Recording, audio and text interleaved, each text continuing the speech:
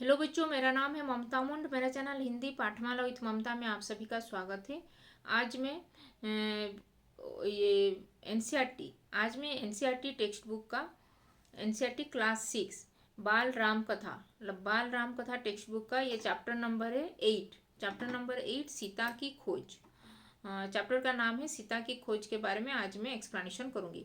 अगर first time इस channel में आए हो तो हिंदी पाठमाला विथ ममता चैनल को सब्सक्राइब कर देना और इस वीडियो को भी लाइक और शेयर कर देना।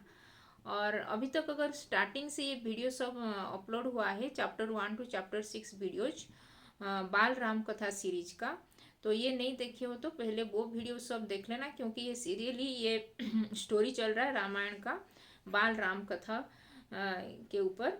तो ये अभी तक के जो सीता का हरण हो चुका है और सीता को लेके रावण अपने अशोक वाटिका में रखा है, जो वो चैप्टर नंबर 6 में हम लोग पढ़े थे उसको।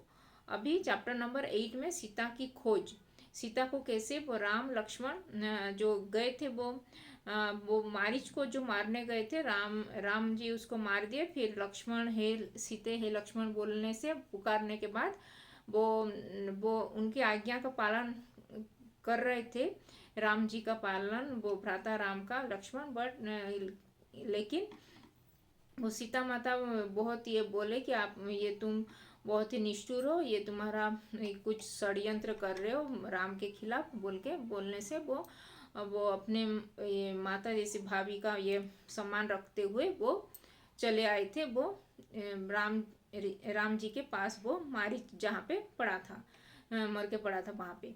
तो तभी वो सीता अकेली थी, तो तभी रावण आके वो सीता को हरण करके लेके चला आया फिर अशोक वाटिका में। वो तो रावण को वो सीता माता बहुत ही धिक्कारे कि राम तुमको अगर नहीं छोड़ोगे, मुझे छोड़ दो, ये नहीं तो तुम अपने लंका का भी पूरा पूरा सर्व विनाश हो जाएगा, इसीलिए तुम अगर नहीं छोड़ोगे तो तुम्हारा स्वर्ण लंका भी विनाश होगा बोल के। लेकिन फिर वो रावण अपने जो महल में नहीं रख के वो अपने ये जो बाकी राक्षसी लोगों के बीच में निग्रह में वो अशोक वाटिका में वहाँ पे बंदी जैसे वहाँ पे रखा था वो सीता माता को। फिर अभी सीता की खोज के बारे में आज की वीडियो में ये हम जानेंगे। तो सीता की खोज मतलब सीता को कैसे खोजने के लिए, ढूंढने के लिए वो राम और लक्ष्मण क्या करते हैं, उनके ढूंढने के लिए, उनके खोज में क्या करते हैं, आज इस वीडियो में जानेंगे। तो चलो स्टार्ट करते हैं। सीता की खोज।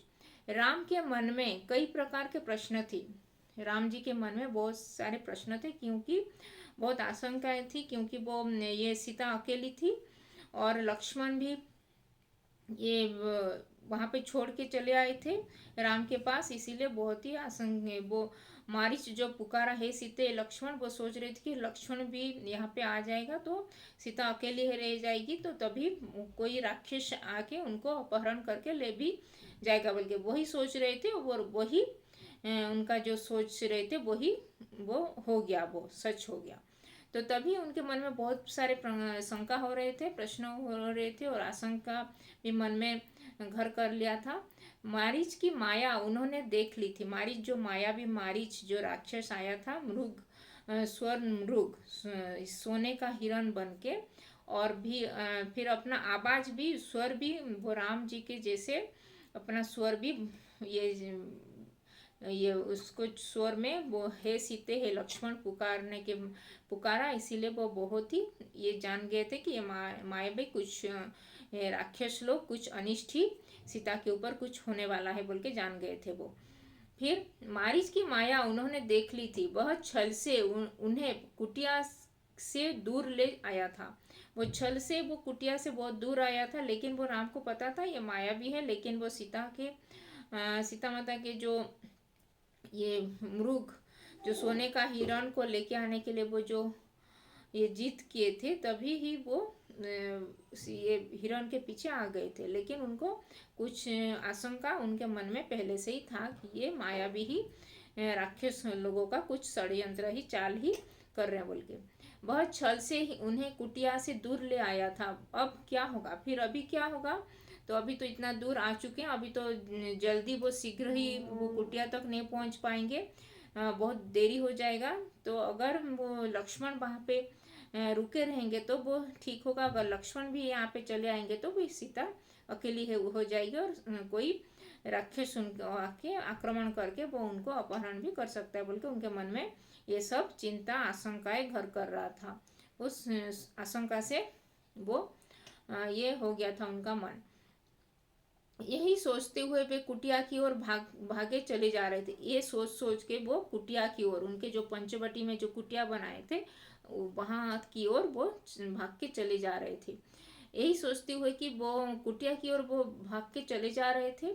वापसी में एक पल भी विलंब नहीं करना चाहते थे। एक भी पल, एक भी समय का कुछ भी विलंब नहीं करना चाह रहे थे। वो भागते ही चले जा रहे थे अपने कुटिया की ओर। वापसी में ये लक्ष्मण को वे कुटी पर छोड़े आए थे। लक्ष्मण को वो वहाँ पे कुटिया, उनके जो कुटीर में ही छोड़ के आए थे कि वो आज्ञा दिए थे कि लक्ष्मण कभी भी किसी भी परिस्थिति में वो कुटीर को मत छोड़ना, अगर छोड़ोगे तो बहुत ही अनिष्ट होगा बोल के वो ये आज्ञा दे के उनको आए थे लक्ष्मण को। सीता की रखवाली के लिए वो कुटीर को मत छोड़ने के लिए बोले थे। अच्छा है कि लक्ष्मण वहाँ वहीं हो, अच्छा होगा कि लक्ष्मण वहाँ पे ही हो, और मैं यहाँ पे आने के लिए अगर करेगा तो बहुत दुष्परिणाम इसका हो जाएगा बोल के वो आशंका उनके मन में घर कर लिया था। सीता की रखवाली के लिए अच्छा है कि लक्ष्मण वहाँ पे हो। मारीच की मायावी आवाज उन तक न पहुंची हो। मायावी जो राक्षस वो मायावी मारीच जो मृग, सोने का स्वर्ण मृग जो सोने का हिरण बन के जो आया था और वो जो राम की स्वर में उनको पुकारा था कि हे सीते हे लक्ष्मण, अगर वो आवाज उनके तक अगर नहीं पहुंचा होगा तो वो ठीक होगा। अगर पहुंचा है तो अवश्य ही ये वो लक्ष्मण यहाँ पे चला आएगा, वो अगर सीता जीत करेगी तो बोल के वो उनके मन में ये सब भी चल रहा था और वो भागते ही चले जा रहे थे ये सब सोच सोच के। अच्छा है कि लक्ष्मण वहाँ पे ही हो, मारिच की मायावी आवाज उन तक न पहुंची हो। राम ने यह सोचा था। सीता अकेली रही तो राक्षस उन्हें मार डालेंगे, खा जाएंगे। अगर सीता अकेली रहेगी वो पंचवटी कुटीर में, तो अगर लक्ष्मण भी यहाँ पे आ जाएगा मेरे पास तो वो सीता को मायावी राक्षस लोग आके वहाँ पे उनके ऊपर आक्रमण करके उनको खा भी जाएंगे बोल के वो उनके मन में ये सब आशंका सोच सोच के वो भागते चले जा रहे थे अपनी कुटीर की ओर। तभी उन्होंने पगडंडी से लक्ष्मण को आते देखा। फिर तभी उन्होंने वो पगडंडी से मतलब जोर जोर से भाग भाग के वो लक्ष्मण को भी आते हुए देखा था। वही हुआ जिसका राम को डर था, वो ही हुआ जो सोच रहे थे, वही ही उनके सामने घटित हो गया। अनिष्ट की आशंका और बढ़ गई। फिर अनिष्ट की आशंका और बहुत बढ़ गई क्योंकि वो लक्ष्मण भी उनके तरफ ही आ रहे थे। पता नहीं सीता किस हाल में अभी होगी। वो अभी सोच रहे थे कि पता नहीं अभी सीता के ऊपर क्या होगा, क्या मुसीबत आएगा और सीता अभी किस हाल में होगी बोल के वो सोच रहे थे। राक्षसों ने उन्हें मार डाला होगा, उठा ले गए होंगे। अगर सीता भी अकेली होगी और राक्षस लोग भी वहां पे आके उनको आक्रमण करके उनको मार के खा लेंगे, नहीं तो उनको उठा के अपहरण करके ले जाएंगे बोल के ये सोचने लगी। अकेली सीता दुष्ट राक्षसों के सामना कर पाई है क्या कर पाई होगी। अगर ये राक्षस लोग आएंगे और सीता के ऊपर आक्रमण करेंगे तो क्या सीता अपने बचाव के लिए कुछ कर पाई होगी कि नहीं, उनका सामना कर पाई होगी कि नहीं बोल के वो सोच रहे थे। कुटीर छोड़कर आने पर वह लक्ष्मण से क्रुद्ध थे। कुटीर छोड़ के उनके जो कुटीर पंचवटी का कुटीर छोड़ के वो यहाँ पे आ रहे थे, वो उसके लिए वो लक्ष्मण के ऊपर राम बहुत क्रोधित हो गए। उन्होंने क्रोध पर नियंत्रण रखा, अपने क्रोध पर नियंत्रण रखा, क्रोध को ये कंट्रोल कर लिए। हाथ जोर से पकड़ लिया, फिर हाथ को जोर से पकड़ लिए और डर ने दोनों भाइयों को घेर लिया था। फिर डर गए थे दोनों भाई और दोनों भाई के मन में ये मस्तिष्क में वो डर आशंका घर कर लिया था उनके मन में, दोनों भाई राम लक्ष्मण के मन में। देवी सीता ने मुझे विवश कर दिया भ्राते। देवी सीता जो ये अपने भाभी को देवी संबोधित करते हुए, देवी सीता ने मुझे बहुत ही विवश कर दिया, कि बहुत ही लांछना दिए कि तुम्हारा ये सब षड्यंत्र है, भरत के साथ मिलके तुम राम को मारने के लिए यहाँ पे रुके हुए गुप्तचर हो भरत के, और अगर राम मर जाएंगे तो मैं भी मर जाऊंगी बोल के ये सब बोलने लगे। तो तभी मुझे आना पड़ा आपके पास बोल के वो सब जो जो घटित हुआ था पंचवटी कुटीर में, वो सब भ्राता राम के पास वो सब वो कहने लगे, वो लक्ष्मण राम को। उनके कटु वचन ने मैं सहन नहीं कर सका। उनके जो कटु वचन, जो षड्यंत्र मेरे ऊपर जो लगाए, वो सब मिथ्या आरोप, वो सब मैं नहीं कर सका उनका सहन। और कटाक्ष और उल्हाहना नहीं सुन सका। और कटाक्ष जो ये सब बातें मेरे खिलाफ जो बोल रहे थे, वो सब मैं नहीं सुन सका। और मैं जानता था कि आप सकुशल होंगे, मुझे पता था कि आप सकुशल ठीक ही होंगे, लेकिन मुझे आपकी सुरक्षा को लेकर मन में कोई संदेह नहीं था मेरे।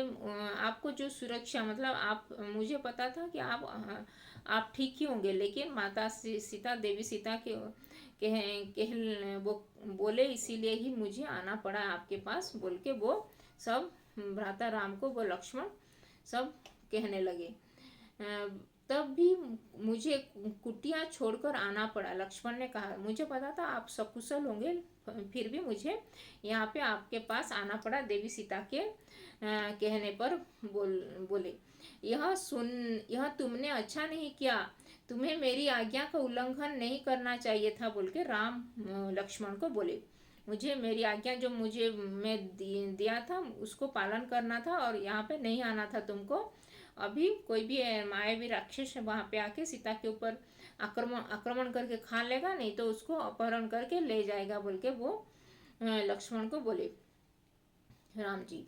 अभी अब जल्दी चलो, मेरा मन चिंतित है, सीता न जाने किस हाल में होगी। अभी जल्दी जल्दी चलते हैं, और सीता पता नहीं अभी किस हाल में होगी बोल के वो बोले। सीता न जाने किस हाल में होगी, कैसी होगी। मायावी राक्षसों का कोई ठिकाना नहीं है। मायावी राक्षस लोग, उनका कुछ भी ठिकाना नहीं है, वो कुछ भी कर सकते हैं बोल के वो राम बोले लक्ष्मण को। राम ने चलने की गति और बढ़ा दी। फिर राम ने जो जोर जोर से दौड़ रहे थे, उसका गति, वो उसका ये स्पीड भी जोर से भाग के वो पंचवटी कुटीर की ओर जोर से भाग के उसका स्पीड भी बढ़ा दिए।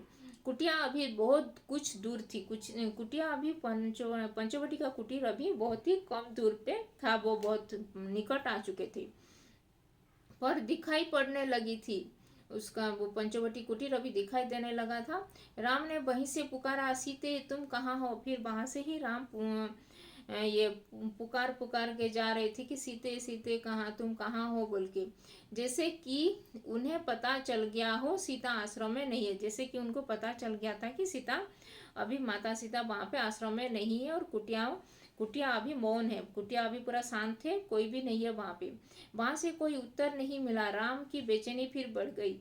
वहाँ से कोई उत्तर नहीं मिला, क्योंकि सीता माता वहाँ पे नहीं थे। रावण उनको लेके सुख वाटिका में अभी रख चुका है। तो अभी सीता तो अभी लंका में, लंका बहुत दूर पहुँच चुके हैं, इसीलिए अभी वहाँ पे किसी का भी उत्तर वहाँ पे नहीं मिला। राम की बेचैनी बढ़ गई। उनकी एक आवाज पर कहीं से भी उपस्थित हो जाने वाली सीता वहाँ नहीं थी। वहाँ पे उनकी आवाज़ तो कहाँ पे भी सीता नहीं थी, तो उनका आवाज़ से कुछ भी ये रिप्लाई नहीं आया। जो पूछ रहे थे हे सीते सीते बोले, कुछ भी रिप्लाई नहीं आया। राम की आवाज़ पेड़ों से टकराकर हवा में विलीन हो गई। राम की आवाज़ जो जोर जोर से पुकार रहे थे हे सीते, तभी वो उनका आवाज़ वो पेड़ पौधे जहाँ पे इतना घना जंगल था, वहाँ पे जो उनका आवाज़ वहाँ पे ही टकरा के और विलीन हो गया, मतलब वो साउंड बंद हो गया। कुटिया के शून्य में समा गई। राम पुकारते रहे हे सीते सीते, उत्तर में उन्हें हर बार सन्नाटा ही मिला। फिर उत्तर कुछ भी नहीं मिला, सन्नाटा ही ये मिला। चुप्पी हर ओर थी। हर दिन हवा में झूलने वाले पत्ते शांत थे। जो हर दिन वो हवा में जो पत्ते जो झूलते रहते थे, ऐसे हवा में हिलते झूलते थे, तभी वो पत्ते भी उस दिन बहुत ही शांत हो गए थे, क्योंकि सीता को रावण लेके चला गया था, इसीलिए वो पेड़ पौधे भी बहुत शांत हो गए थे। लगाए लताएं गुमसुम पड़ी हुई थी, वो लताएं फूल पौधे सब गुमसुम हो गए थे वहां पे। चिड़िया भी वहां पे उस दिन चहकाना चहकना बंद कर दिए थे, चिड़िया का चहकना भी लुप्त हो गया था। कुटिया के निकट घूमने वाले पशु पक्षी भी वहां पे जो कुछ जो पशु पक्षी हिरण खरगोश ऐसे जो मोर ये सब भी वहां पे सब शांत हो गए थे, वहां पे चुपचाप खड़े हुए थे, सब सब स्तब्ध हो गए थे, मतलब पूरा साइलेंट हो गया था वो कुटिया की चारों ओर। राम भागते हुए आश्रम पहुंचे, फिर राम भागते भागते वो उनके जो पंचवटी के जो आश्रम वो कुटीर में पहुंच गए। कुटिया में जाकर देखा, सीते सीते पुकारते हुए उन्होंने आसपास की हर जगह देखी। फिर वो आसपास के जहाँ पे भी वो सीते जाते हैं, वो आसपास के सभी जगह वहाँ पे देखे कि वहाँ पे है कि नहीं सीते बोल के, लेकिन कहाँ पे भी नहीं थे। पेड़ झाड़ियों के पीछे गए, फिर पेड़ झाड़ियों के पीछे भी गए, वहाँ पे भी नहीं थे। उन स्थानों की ओर भागे जहाँ सीता जा सकती थी, वहाँ पे भी जय उनको पता था कि सीता वहाँ पे जा सकती है थी बोल के, उनको जो पता था उस जगह में भी देखने के लिए उनको ढूंढते ढूंढते वहाँ पे गए, लेकिन वहाँ पे कोई भी नहीं था जहाँ सीता जा सकती। सीता की कहाँ पता नहीं था। शोक से व्याकुल राम रोने लगे। फिर वो सीता के नहीं मिलने से वो राम जी भी वहाँ पे व्याकुल होकर वो रोने लगे थे। सीता से बिछड़ना उनके लिए असहनीय आघात था, वे सुधबुध भुला बैठे थे। वो बहुत ही सीता से प्रेम कर रहे थे, इसीलिए अगाध प्रेम था उनके ऊपर, तो इसीलिए वो सीता को झूर झूर के, मतलब उनके वियोग में वो बहुत ही रोने लगे थे। विरह में वे गोदावरी नदी के पास गए, विरह होकर वो मतलब सीता के वियोग में वो गोदावरी नदी के पास गए और उनसे पूछा, तुमने सीता को कहीं देखा है गोदावरी माता बोल के वो पूछने लगे गोदावरी नदी से। नदी ने कोई उत्तर नहीं दिया, फिर गोदावरी नदी भी कुछ उत्तर नहीं दिया सीता के बारे में। वे पंचवटी के एक एक वृक्ष के पास गए, फिर पंचवटी में जितने सारे पेड़ पौधे थे, एक एक वृक्ष एक एक ट्री एक एक पौधे के पास गए और पूछने लगे कि सीता को तुमने देखा है क्या, सीता कहाँ पे गई है बोल के, लेकिन कुछ भी उत्तर नहीं मिला, कहाँ से भी उसको उनको उत्तर नहीं मिला। सबसे पूछा कोई सीता का पता बता दे। हाथी के पास गए, हाथी वहाँ पे जो इतने सारे पशु पक्षी थे वहाँ पे उनके पास भी गए और सीता के बारे में पूछने लगे। हाथी के पास गए, शेर से पूछा, फूलों के पास गए, फूलों से भी पूछे, फूलों के पास रुके, चट्टानों जो पत्थर चट्टान जो था वहां पे भी प्रश्न किए थे। शोक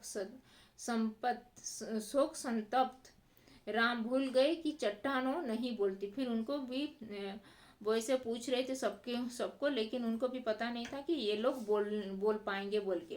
पेड़ पौधे बात नहीं करते, उनकी भाषा मौन है। वो पेड़ पौधे तो बात नहीं करते, नदी भी बात नहीं करती, ये सब पशु पक्षी कोई भी उत्तर नहीं देता उनको ये सब, लेकिन वो इतना वियोग में इतना विरह में हो गए थे, इसीलिए वो सबको पूछने लगे थे। उनको नहीं उस टाइम में नहीं पता था कि ये लोग बोलेंगे बोल के। राम की मानसिक स्थिति विक्षिप्त जैसी थी और फिर वो बहुत ही शोकाकुल हो गए थे राम उनके विरह में, सीता की वियोग में।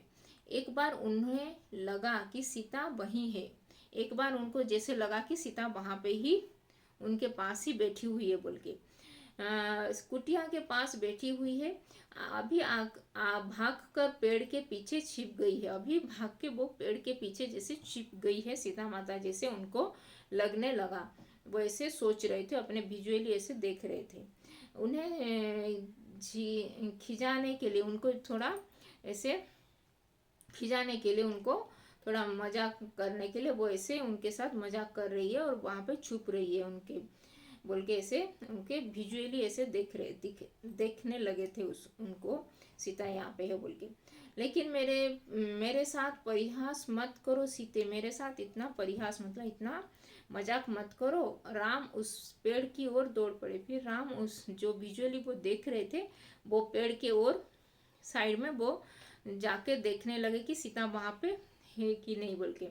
फिर वहाँ कोई नहीं था वहाँ पे, क्योंकि वो विजुअली ऐसे सोच रहे थे, उनके माइंड में ऐसे चल रहा था, इसीलिए वो कुछ भी नहीं था, ऐसे कुछ नहीं था, लेकिन वो सोच रहे थे, इसीलिए जैसे हम कुछ ऐसे सोच सोच के ऐसे लग रहा था, और वहाँ पे जाके ऐसे चेक करते हैं वैसे ही उनके माइंड में भी ऐसे चलने लगा था, और वो चेक करने के लिए वहाँ पे चले गए थे। वहाँ पे कोई नहीं था, वहाँ कोई नहीं था। वे निराश होकर पेड़ के नीचे बैठ गए। फिर वो निराश हो गए, बहुत ही व्याकुल होकर वहाँ पे पेड़ के नीचे ही वो बैठ गए। राम का दुख राम का दुख लक्ष्मण से देखा नहीं जा सका जा रहा था। फिर उनका व्यवहार सहन नहीं हो रहा था। फिर राम को ऐसे देख के भी वो लक्ष्मण भी बहुत ही ये बेचैन हो गए थे, बहुत ही चिंतित हो गए थे। वो अभी क्या होगा, क्या करेंगे बोल के वे राम के निकट गए। विलाप करते राम ने कहा, मैं सीता के बिना नहीं रह सकता। मैं वो राम लक्ष्मण से बोले कि मैं सीता के बिना नहीं रह सकता, मुझे जैसे भी करके सीता को खोजना है, उनको ढूंढना है बोल के। मैं सीता के बिना नहीं रह सकता, तुम अयोध्या लौट जाओ लक्ष्मण, मैं वहाँ नहीं जाऊँगा। तुम अभी अयोध्या लौट जाओ, और मैं तो अयोध्या बिना सीता के नहीं जा पाऊँगा, मुझे अयोध्या नहीं जा सकूँगा बिना सीता के बोल के वो बोले। यही प्राण दे दूँगा, यहाँ पे ही मैं अपना प्राण दे दूँगा बोल के तुम अकेले अयोध्या चले जाओ बोल के वो लक्ष्मण को बोले। मैं सीता के साथ आया था, उनके बिना कैसे लौटूंगा। मैं सीता के साथ लेकर मैं यहाँ पे जंग वनवास के लिए आया था। 14 बरस, अभी 13 बरस हो चुका है, अभी 1 ही बरस बाकी है, तो मैं सीता के बिना कैसे अयोध्या लौटूंगा बोल के। नगर वासियों को क्या मुंह दिखाऊंगा, मैं बिना सीता के अगर जाऊंगा अयोध्या तो नगर वासियों, मेरे प्रजा लोगों को मैं क्या मुंह दिखाऊंगा। तुम जाओ, मुझे नहीं छोड़ दो। आप आदर्श पुरुष हैं, आपको धैर्य रखना चाहिए। आप एक आदर्श पुरुष हैं, तो आप अपना जो ये सहन की शक्ति, मतलब आप अपना धैर्य, मतलब आप अपना पेशेंस रखना चाहिए, और इस तरह दुख को कातर नहीं होना चाहिए। हम मिलकर सीता की खोज करेंगे। हम अभी मिलकर सीता माता, सीता देवी, ये सीता भाभी का ये खोज करेंगे बोल के लक्ष्मण भ्राता राम को बोले। वे जहाँ भी होंगे हम उन्हें ढूंढ निकालेंगे। वो अगर जहाँ पे भी होंगे मैं हम उनको लेके आएंगे बोल के वो लक्ष्मण उनको थोड़ा आश्वासन दिए। सीता हमारी प्रतीक्षा कर रही होगी, सीता माता भी अभी हमारी प्रतीक्षा ही कहाँ पे ही कर रहे होंगे, वो भी हमको ही ढूंढ रहे होंगे कहाँ पे, जहाँ पे भी होंगे बोल के वो लक्ष्मण भ्राता राम से बोले। लक्ष्मण ने उन्हें ढाढ़स बंधाते हुए कहा, फिर उनको थोड़ा कंडोलेंस देके उनको बोला, आश्वासन देके। राम शांत हुए, पर थोड़ी ही देर में हाँ प्रिय कहते हुए पुनः विलाप करने लगे। फिर थोड़ी देर उनको याद में फिर हाँ प्रिय, हाँ सीते बोल के ऐसे उनके मन में चल रहा था, जैसे उनको विजुअलाइज कर करके वो ऐसे ही रोने स्टार्ट करने लगे, विलाप करने लगे। इसी बीच आश्रम के आसपास भटकने वाला हिरणों का एक झुंड राम लक्ष्मण के निकट आ गया। फिर जो आश्रम के आसपास जो हिरण सब ये हिरण सब आते जाते रहते हैं, वो एक झुंड, हिरणों का झुंड आके एक ग्रुप, उनका एक ग्रुप था, तो वो आके ये राम लक्ष्मण के पास आ गए। राम को लगा कि हिरण सीता के बारे में जानते हैं। फिर राम को लगा कि हिरण लोग सीता के बारे में कुछ कहना चाहते हैं बोल के, उन्हें कुछ बताना चाहते हैं। हे मृग, तुम ही बताओ सीता कहाँ है, राम ने पूछा। फिर हिरणों ने सिर उठाकर आसमान की ओर देखा। फिर हिरणों ने सिर उठाकर जैसे बोल रहे थे कि आसमान की ओर, वो जैसे रावण पुष्पक विमान में बैठाकर सीता माता को जैसे उड़ा के ले गया था, वो इसीलिए वो हिरण भी उस ऊपर की ओर उनको दिखाने लगे। जैसे हिरणों ने सिर उठाकर आसमान की ओर देखा और दक्षिण दिशा की ओर भाग गए। फिर दक्षिण दिशा जो साउथ डायरेक्शन में वो भागने लगे वो हिरणों ने। फिर राम ने संकेत समझ लिया, हमें सीता की खोज दक्षिण दिशा में ही करनी चाहिए। फिर वो भी समझ लिए कि हमको दक्षिण दिशा में ही जाना चाहिए सीता की खोज में। उन्होंने लक्ष्मण से कहा। फिर हिरण उसी ओर गए हैं। फिर हिरण भी यहाँ पे इसी साउथ डायरेक्शन में ही गए हैं, इसीलिए हमको भी साउथ डायरेक्शन में सीता को ढूंढने के लिए, सीता की खोज में जाना चाहिए बोल के वो हिरणों की संकेत वो जान गए और लक्ष्मण से कहने लगे। वन में भटकते हुए उन्होंने एक टूटे हुए रथ की टुकड़े देखे। फिर वन में भटकते हुए फिर एक जो पुष्पक विमान, जो उड़ने का जो विमान था रथ रावण का, उसका एक टुकड़ा जो टूट गया था, जो ये गिद्धराज जटायु ने जो उसको तोड़ दिए थे, फिर उसका एक टुकड़ा वहाँ पे नीचे पड़ता हुआ, नीचे गिरा हुआ देखे।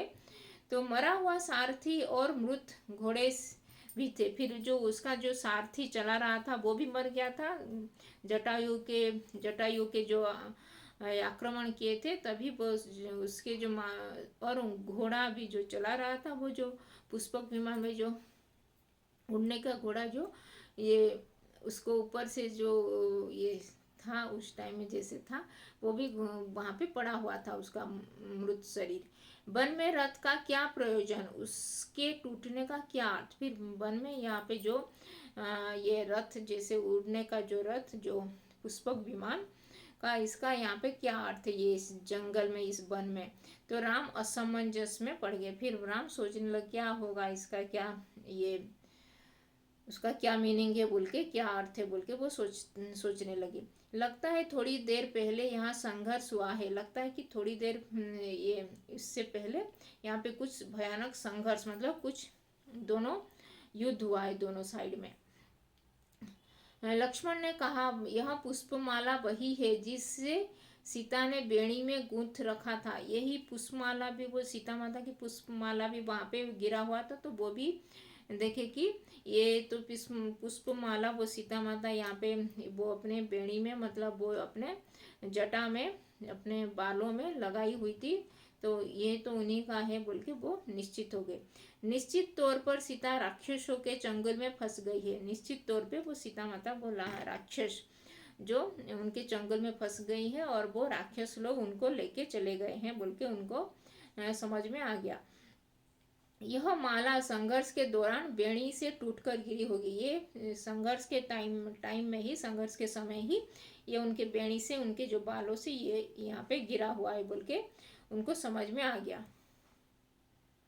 पर यह रथ कैसे टूटा। फिर वो ये रथ, मतलब वो जो विमान में पुष्पक विमान, जो उसका जो रावण का जो विमान था, उसका जो रथ था वो कैसे टूटा है बोल के उनको नहीं पता था। राम सोचने लगे सीता के संघर्ष से यह नहीं टूट सकता। वो सीता के संघर्ष से तो यह नहीं टूट सकता, इतना बलशाली नहीं था वो, ऐसे तो नहीं तोड़ सकते हैं। अवश्य किसी ने राक्षसों को चुनौती दी होगी, उनसे युद्ध किया होगा। फिर अवश्य कोई और कोई है तो सीता की रक्षा कर रहा था और उसके वजह से ही ये जो विमान, जो रथ था राक्षसों का रथ, ये टूटा होगा बोल के वो निश्चित हो गए। वहां से थोड़ी ही दूर राम ने पक्षीराज जटायु को देखा। वहां से थोड़ी दूर आगे वह पक्षीराज जो गिद्धराज जटायु, पक्षीराज जटायु जो थी, जो जटायु जो दशरथ जी के जो मित्र थे और सीता को जो रक्षा करने के लिए वो पंचवटी में रहते थे, तो वो उनके जो उनका जो शरीर वहाँ पे पड़ा था, जो रावण ने उनका जो पंख को मार के उनको नीचे गिरा दिया था, तभी वो नीचे गिर पड़े थे, तभी वो उनको देखे राम और लक्ष्मण ने। पंख कटे हुए थे, लहू लुहान हो गए थे, अंतिम सांस गिनते हुए, अंतिम सांस उनका जो अंतिम प्राण चले जाना जैसे हो गया था, अभी चले जाएगा जैसे वो, लेकिन वो राम लक्ष्मण को ऐसे प्रतीक्षा कर रहे थे जैसे कुछ कहने के लिए, ऐसे ही उनका शरीर वहाँ पे ऐसे पड़ा हुआ था। फिर वो हे राजकुमार, हे राम लक्ष्मण को राजकुमार संबोधित करते हुए वो बोले कि सीता को रावण उठा ले गया है। फिर वो बोले कि सीता को रावण, लंकाधिपति रावण सीता को पुष्पक विमान, जो पुष्पक विमान रथ में बैठाकर वो दक्षिण दिशा की ओर, अपने लंका की ओर लेके चला गया है, उठा ले गया है बोल के वो पक्षीराज जटायु ने राम लक्ष्मण को बोले।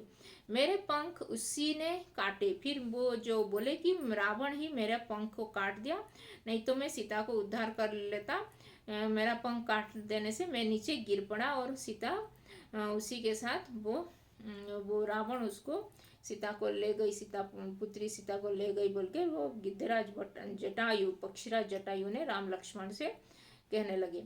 फिर सीता को विलाप सुनकर मैंने रावण को चुनौती दी थी, फिर वो मेरा पंख काटने से पहले मैं इस पक्षी ये जो रावण को भी चुनौती दिया था और फिर उसका रथ तोड़ दिया था, फिर उसका रथ को जो विमान को भी मैं तोड़ दिया और फिर वो मुझे ऐसे पंख को काट देने से मैं नीचे गिर पड़ा बोल के बोले। उसका रथ तोड़ दिया, सारथी और घोड़े को भी मैं मार डाला था, स्वयं रावण को घायल कर दिया था, रावण को भी ऐसे स्नैच कर दिए थे तो वो भी घायल हो गया था, उनके जो नाखूनों में, जटायु के नाखून में वो उसको स्क्रैच कर देते तो वो भी स्नैच कर देते तो वो भी रावण भी घायल हो गया था मेरे से बोल के वो ये राम लक्ष्मण को बोले गिद्धराज जो पक्षीराज जटायु ने। पर मैं सीता को नहीं बचा सका, रावण उन्हें लेकर दक्षिण पश्चिम दिशा की ओर लेके गया है, दक्षिण पश्चिम साउथ वेस्ट डायरेक्शन में बोल के बोलने लगे। उड़ गया, कहते कहते जटायु ने प्राण त्याग दे। फिर जटायु ये बोल बोल के फिर अपने प्राण भी त्याग दिए। राम ने आगे बढ़ने से पहले जटायु की अंतिम क्रिया की। फिर राम जी आगे बढ़ने से पहले वो जो ये जटायु, पक्षीराज जटायु अपने पिताजी के दोस्त थे, अपने पिताजी के मित्र थे, इसीलिए उसी हिसाब से वो पक्षीराज जटायु का भी अंतिम संस्कार करके फिर आगे बढ़ने के लिए प्रस्थान किए। वे सोचते रहे, पछताते रहे, यह कैसा विधान है। माँ मैं तो कष्ट में हूँ ही, मेरी सहायता करने वालों का भी इतना कष्ट, मुझे जो सहायता करने वालों का भी इतना कष्ट हो रहा है, ये भगवान कैसे ये खेल खेल रहे हैं बोल के वो सोचने लगे। मेरी सहायता करने वालों का भी इतना कष्ट। राम की आंखें नम हो गई, उन्होंने जटायु को अंतिम बार प्रणाम किया। फिर अंतिम बार वो जटायु को पक्षीराज जटायु का प्रणाम करके वो वहां से चल पड़े। जटायु ने सीता के बारे में महत्वपूर्ण सूचना दी थी, रावण का नाम भी बता दिए थे पक्षीराज जटायु ने कि रावण लेके गया है बोल के। दिशा बताई दी कि साउथ जिधर सीता को लेकर वहां गया है वो रावण, वो भी दिशा भी उनको बता देते कि दक्षिण पश्चिम दिशा की ओर, दक्षिण दिशा की ओर जाने के लिए वो पक्षीराज जटायु ने उनको बोल दिए थे। फिर राम जटायु की चिता के पास मौन खड़े रहे, फिर वहां पे थोड़ा मौन हो गए थे। यह समय विलाप करने का नहीं है, यह समय विलाप जो शोक करने का नहीं है, हमको सीता माता को खोजने के लिए आगे जाना है बोल के लक्ष्मण उनको बोलने लगे, भ्राता राम को। हमें तुरंत दक्षिण पश्चिम दिशा की ओर जाना चाहिए, सीता उधर ही होंगे बोल के लक्ष्मण ने ये तत्परता दिखाई और उनको बोले भ्राता राम को। आगे का मार्ग और कठिन था, बहुत सारा दुर्गम रास्ता उनको तय करना था। राम और लक्ष्मण को लगभग हर दिन राक्षसी आक्रमणों में जूझना पड़ा। फिर राम और लक्ष्मण भी बहुत आगे बहुत सारे राक्षसी लोगों के साथ उनका आक्रमण वो करते करते आगे बढ़ते जा रहे थे। उन्होंने अनेक कठिनाइयां आई, अवरोध मिले, बहुत सारे मुश्किलें भी आए उनके रास्ते में। दोनों राजकुमार प्रत्येक बाधा पार करते चले गए। फिर बहुत सारे बाधा उनको आगे आए तो वो उनको बाधा पार कर करके आगे बढ़ते चले गए। उनके सामने लक्ष्य स्पष्ट था, दिशा तय थी, उनके सामने वो लक्ष्य भी उनका स्पष्ट था और दिशा भी वो जान चुके थे किस ओर उनको जाना है, उनका डेस्टिनेशन कहाँ पे है वो जान चुके थे उनका किस दिशा में जाना है बोल के। उन्हें कोई नहीं रोक सकता था। वन मार्ग जितना कठिन होता गया उनकी दृढ़ता बढ़ती गई। फिर वो जो वन की मार्ग वो रास्ता भी बहुत कठिन रास्ता था तो वो वही उसको सबको ये मुश्किल को सामना कर करके आगे बढ़ते चले जा रहे थे, उनकी दृढ़ता बढ़ती जा रही थी। वनवासी राजकुमार प्रतिदिन सुबह उठते और दक्षिण दिशा की ओर चल पड़ते। फिर कहाँ पे भी रात्रि जीवन ये यापन करके फिर जब सुबह हो जाती तभी वो आगे ऐसे दक्षिण दिशा की ओर चलते ही जा रहे थे। एक दिन यात्रा के प्रारंभ में ही एक विशालकाय राक्षस ने उन पर आक्रमण कर दिया। फिर एक दिन वो जो आगे जा रहे थे दक्षिण दिशा की ओर। एक विशाल का जो रावण भेजा था उसके जो कुछ इनके ऊपर निगरानी करने के लिए वो लोग आके वो राम लक्ष्मण को ऊपर अटैक करने लगे थे। फिर उसका नाम कबंध था, उसका नाम, वो राक्षस का नाम कबंध कबंध था। कबंध देखने में बहुत डरावना था, बहुत ही विशाल का है, मतलब बहुत ही ह्यूज बॉडी में ये वाला राक्षस था। वो बहुत ही डरावना दिख रहा था वो उसका चेहरा। कबंध देखने में बहुत डरावना था, मोटे मांसपिंड जैसा, बहुत बहुत ही मोटा, ये बहुत ही डरावना विशाल का है प्राणी जैसे ये दिख रहा था। वो एक आंख थी उसका, एक ही आंख था, वन आइड ये राक्षस था। वो दांत बाहर निकले हुए थे, उसका जो बड़ा बड़ा दांत, जो टीथ वो बाहर ही निकल आए थे, और जीभ सांप की तरह, उसका जो टंग वो भी सांप की जैसे, स्नेक की जैसे टीथ टंग उसका था, लंबी और लपलपाती, फिर बहुत ही लंबा उसका ये टंग था।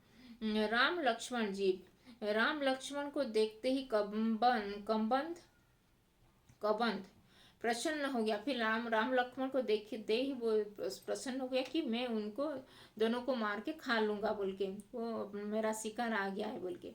उसने दोनों हाथ फैलाए, फिर वो अपना हाथ दोनों को लंबा करके फैला दिया। एक एक हाथ में दोनों भाइयों को पकड़कर हवा में उठा दिया। फिर एक एक हाथ में दोनों भाई राम और लक्ष्मण को उठा के वो हवा में ऐसे जोर से फेंक दिया।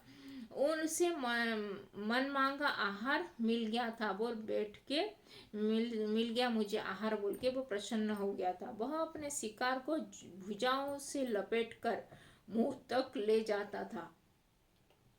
फिर वो मुंह तक अपने वो जो ये राम लक्ष्मण को ऐसे पकड़ के अपने मुंह के तरफ ऐसे ले जा रहा था। फिर इससे पहले ही राम लक्ष्मण ने अपनी तलवार उसके ऊपर निकाल दी और एक झटके में कबंध के हाथ काट दिए। फिर एक झटके में ही उसकी कबंध जो तलवार निकाल के उसका ये हाथ को काट दिया। कबंध का हाथ राम और लक्ष्मण दोनों भाई ने एक झटके में कबंध के हाथ काट दिए। फिर उसके हाथ धरती पर गिर पड़े।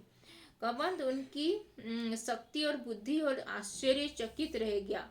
फिर कबंध वो जो राम लक्ष्मण की इतनी शक्ति से भी वो आश्चर्यचकित, उसको देख के, उन दोनों का शक्ति को देख के, मुझे मार डाले, मेरे हाथ को काट दिए जैसे देख के वो भी आश्चर्यचकित हो गया।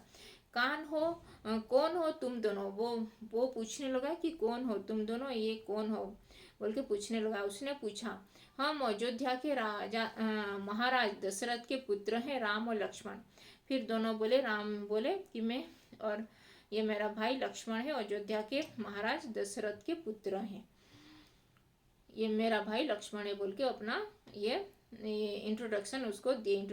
वो कबंध पूछा कि तुम दोनों कौन हो बोलने से, रावण ने राम की पत्नी सीता का हरण कर लिया है, हम उन्हीं की खोज में निकले हैं।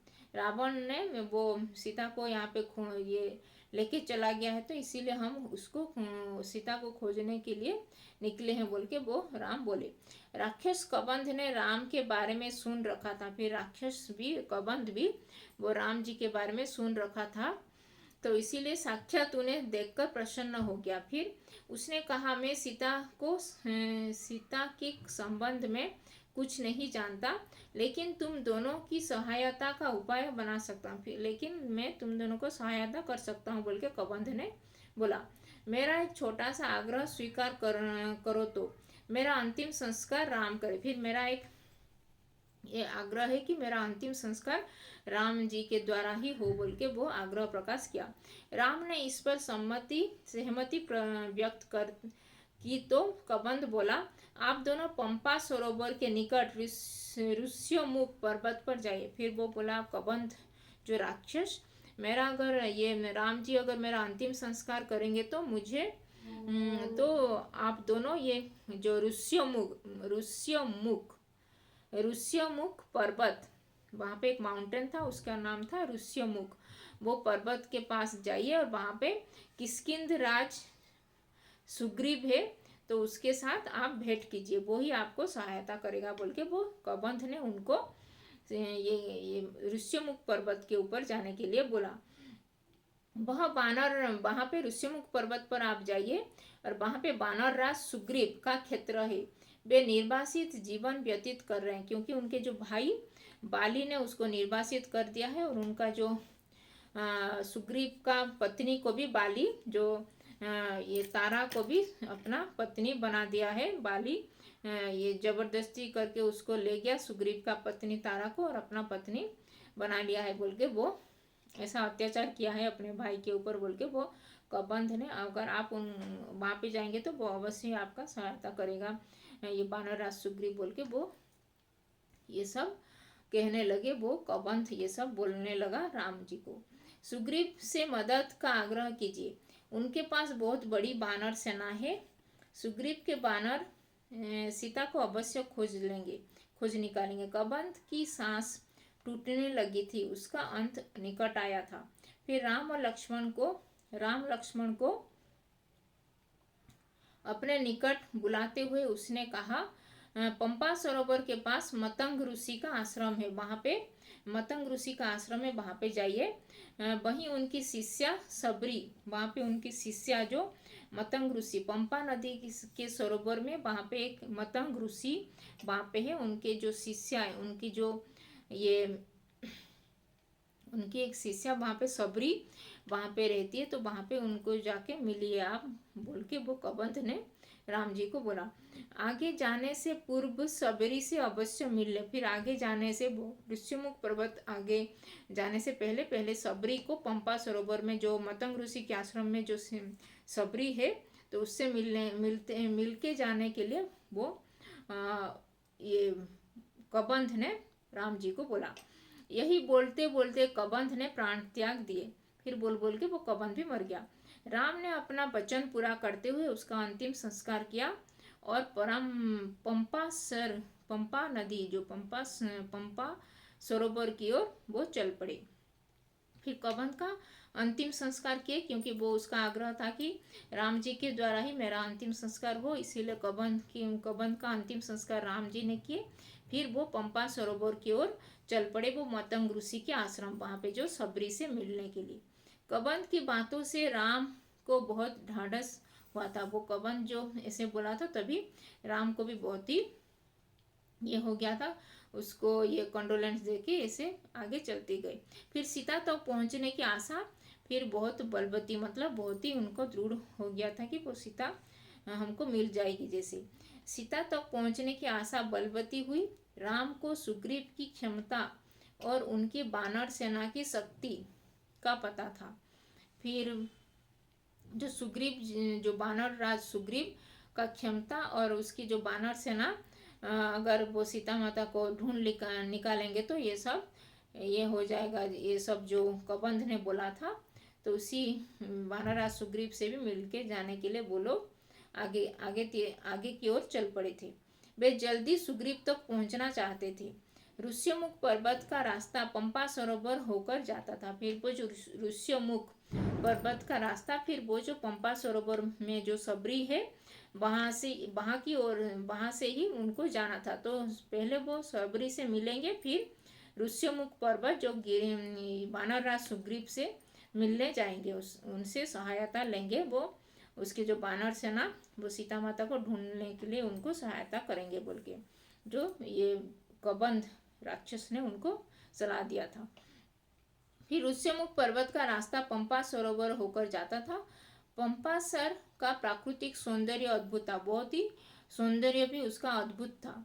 पंपा सरोवर का ये सौंदर्य, जो मतंग ऋषि का आश्रम वहाँ पे जो था, जो मतंग ऋषि का सरोवर पंपा सरोवर के किनारे ही था। लता कुंज से घिरा हुआ सरोवर का पानी बहुत ही मीठा था। वो जो पंपा सरोवर का पानी, सबरी की कुटिया वहाँ पे आश्रम के पास ही थी। वह ऋषि की शिष्या थी, वो मतंग ऋषि की शिष्या थी सबरी।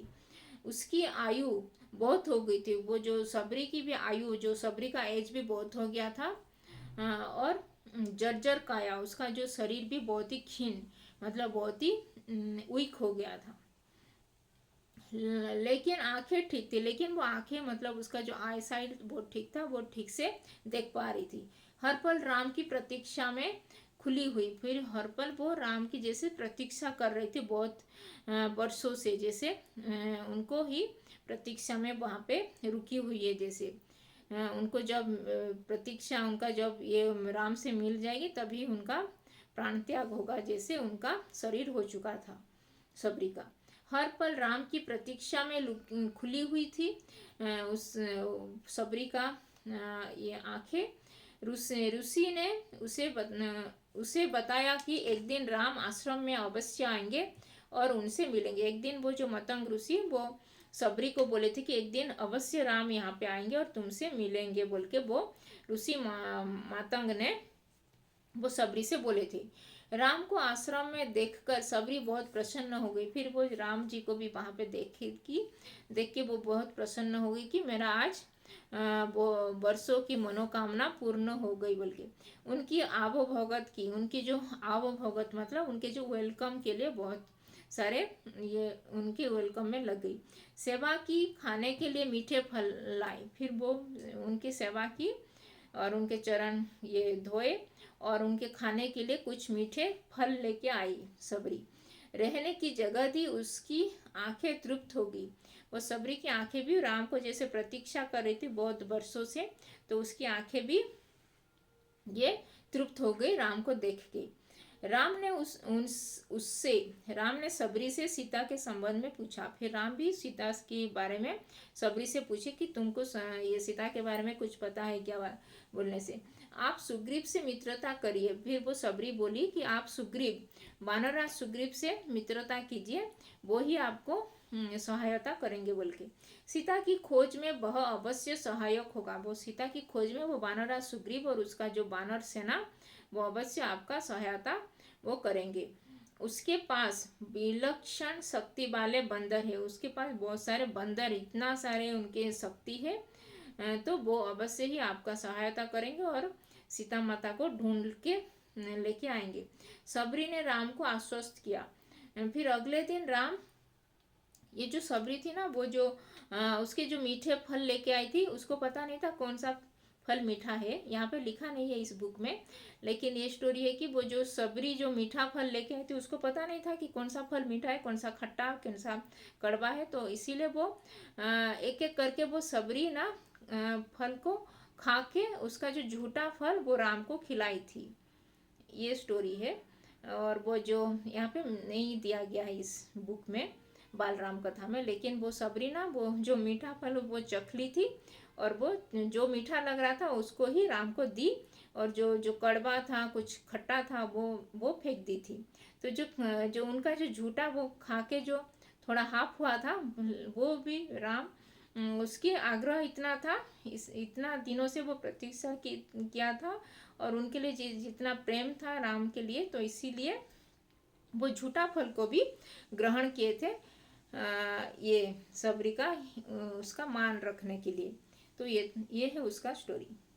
तो अगले दिन राम ऋष्यमुख पर्वत फिर सबरी को मिलके फिर सबरी से धन्यवाद ज्ञापन करके, क्योंकि वो इतना सेवा की, इतना मीठा फल खिलाए, इसके लिए वो आश्वस्त वो सब बोले कि वानरराज सुग्रीव से मिल के जाओ बोल के। तो वो ये सब धन्यवाद देके मातंग ऋषि से धन्यवाद लेके फिर अगले दिन वो राम और लक्ष्मण ऋष्यमुख पर्वत जो जहाँ पे वानरराज सुग्रीव अपने वानर सेना के साथ वहाँ पे जहाँ पे रहते हैं वहाँ की ओर उस ऋष्यमुख पर्वत की ओर चल पड़े। फिर उनकी व्याकुलता अब और घट गई थी, मन की शांति लौट आई थी, क्योंकि उनको पता चल गया था कि सीता कहाँ पे गई है और कहाँ किससे मिलने से किसके साथ मिलने से उनका वो लोग सहायता करेंगे सीता माता को ढूंढने में।